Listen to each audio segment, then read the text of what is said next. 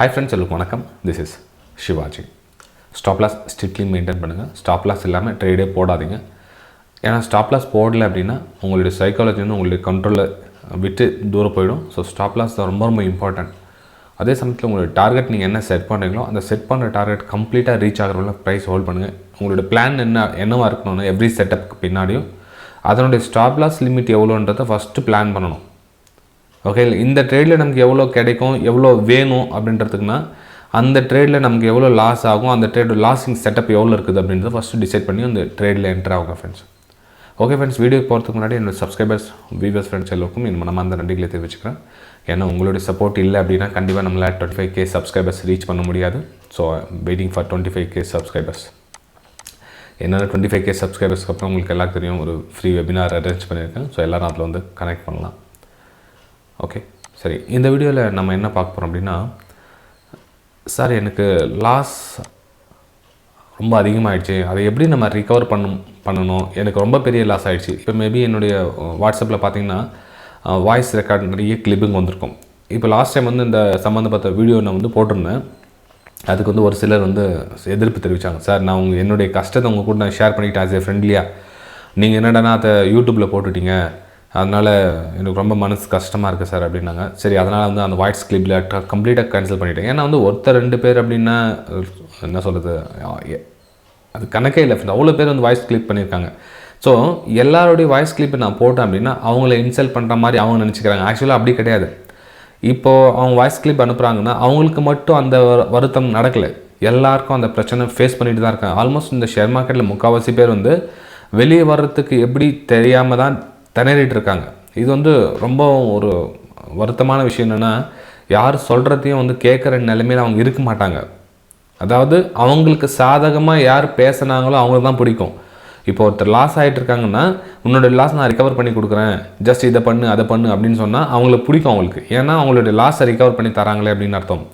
அதே அவங்களுக்கு ஒரு பிடிக்காத விஷயத்த ஒரு ரியாலிட்டியை பற்றி பேசுகிறாங்க அப்படின்னா அவங்களுக்கு பிடிக்காது. ஏன்னா அவங்களோட லாஸை ரிகவர் பண்ணுறதை பற்றி அவங்க பேசலை, அதனால் அவங்களுக்கு பிடிக்காது.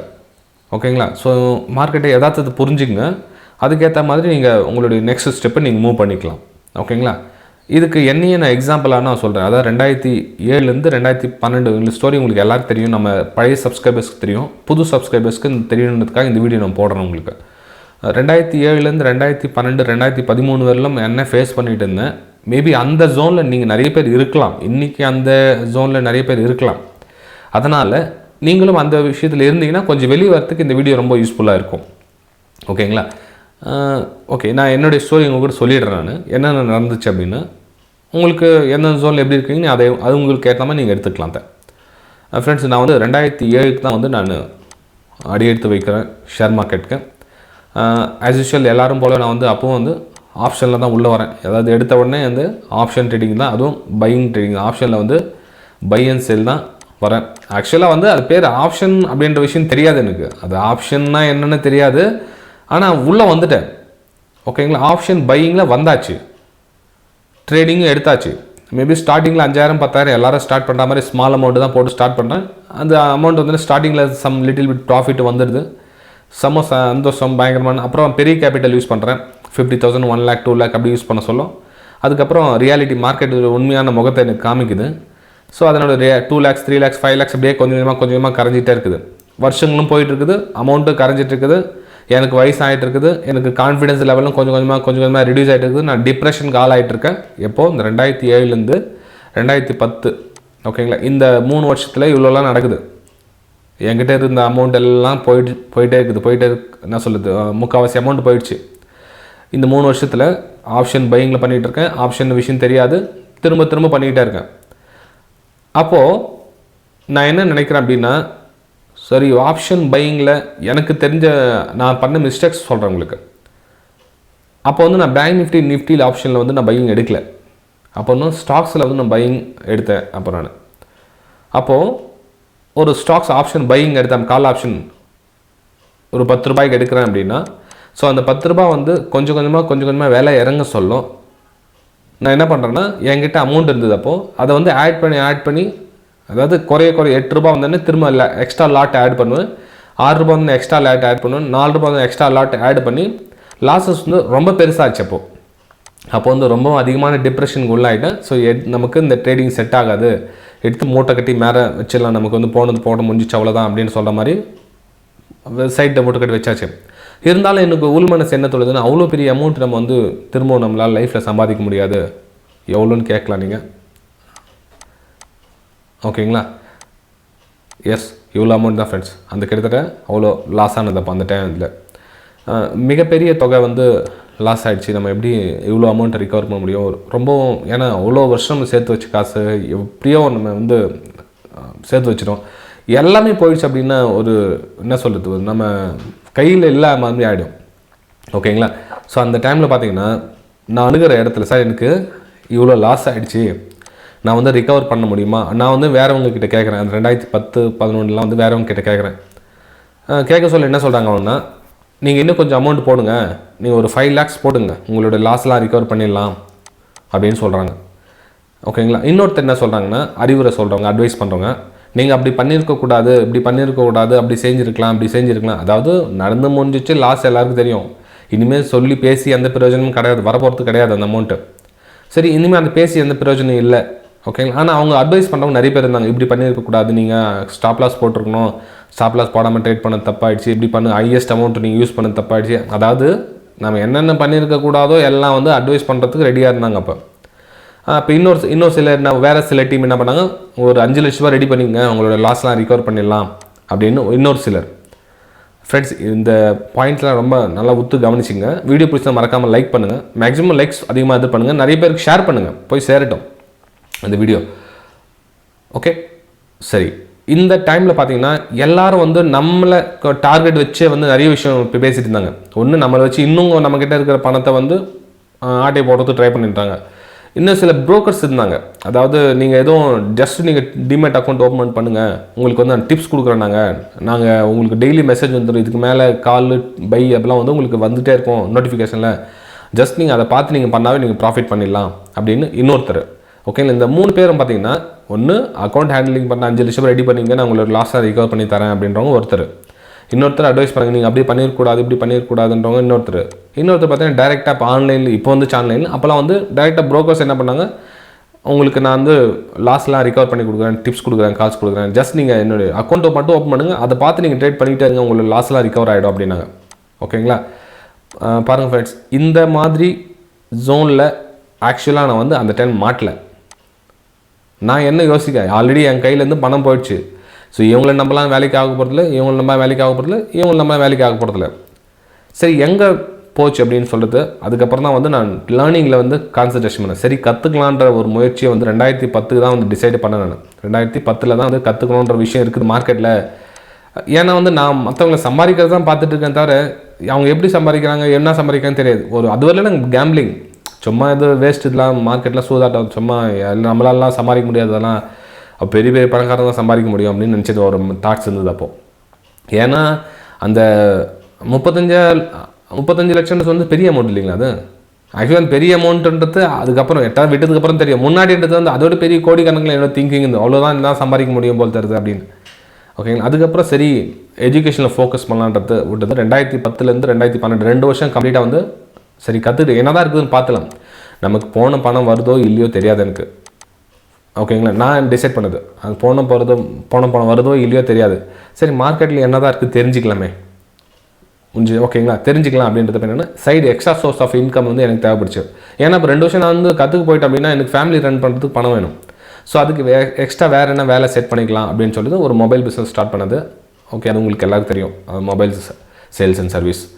ஓகே, அந்த பிஸ்னஸ் வந்து எக்ஸ்ட்ரா சோர்ஸ் ஆஃப் இன்கம் வந்தது. அந்த டைமில் தான் இந்த 2 வருஷம் வந்து மார்க்கெட் பற்றி கம்ப்ளீட்டாக அனாலிசிஸ் பண்ணலான்றது 2 வருஷம் கற்றுக்கிறதுலேயே செலவு பண்ணேன். அதுக்கு ஒரு 5 years ஆச்சு. இது கற்றுக்கிறதுக்கு மட்டுமே. அதாவது ஒரே ஒருத்தர்கிட்ட வந்து நாலேஜ் எனக்கு கிடைக்கல, நிறைய பேர்கிட்ட நாலேஜ் கலெக்ட் பண்ணேன், பெரிய பெரிய ஆளுங்க. சரி, ஏன்னா வந்து எல்லாருடைய நாலேஜை கலெக்ட் பண்ண என்ன கிடைக்கும் அப்படின்றத கலெக்ட் பண்ணேன். அப்போ அதை கலெக்ட் பண்ணதில் எனக்கு ஒரு பாயிண்ட்டை ஒருத்தர்கிட்டையும் கற்றுக்கிட்டே இருந்தேன். ஸோ அதில் வந்து நிறைய நாலேஜ் கெயின் பண்ணேன். அதில் கெயின் பண்ண அதிகமாக என்னென்னா, அங்கே வர ஸ்டூடெண்ட்ஸ் இருந்தாங்க இல்லைங்களா, நான் செமினார் அட்டன் பண்ண போக சொல்லுமோ அந்த டைமில் வர ஸ்டூடெண்ட்ஸ் கிட்ட நான் அட்டன் பண்ண விஷயம் தான் அவங்க கூட ஷேர் பண்ணது, அவங்க என் கூட ஷேர் பண்ணது நிறைய நாலேஜ் கிடைச்சிது. 50% வந்து எனக்கு மென்டர்ஸ் கிட்டேருந்து கிடைச்சது அப்படின்னா 50% வந்து என்னுடைய சக ட்ரேடர்ஸ் அவங்ககிட்டேருந்து நாலேஜ் கெயின் பண்ணது அந்த 2012. அதுக்கப்புறம் தான் ஓகே இந்த நோ ப்ராஃபிட் நோ ஜோன், அதாவது no profit no loss zone வந்ததுக்கப்புறம் தான் வந்து ஓகே மார்க்கெட்டில் சஸ்டெண்ட் ஆகிட்டு நிற்கிற அளவுக்கு நம்மளால் வந்து ஒரு துணிவு இருக்குது, தைரியம் இருக்குது அப்படின்ற விஷயம் தெரிஞ்சுது 2012. 2012 ட்ரேடிங் பண்ணுவேன். ட்ரேடிங் பண்ணதுக்கப்புறம் என்ன, நோ லாஸ் நோ ப்ராஃபிட், அதாவது லாபமும் இல்லை நஷ்டமும் இல்லை. அப்போ என்ன ஆகுனா நீங்களாம் சர்வைவல் பண்ணுறீங்க, மார்க்கெட்டில் வந்து சர்வைவல் பண்ணி நின்று சாதிக்கிறீங்க அப்படின்னு அர்த்தம். அது no loss no profit zone.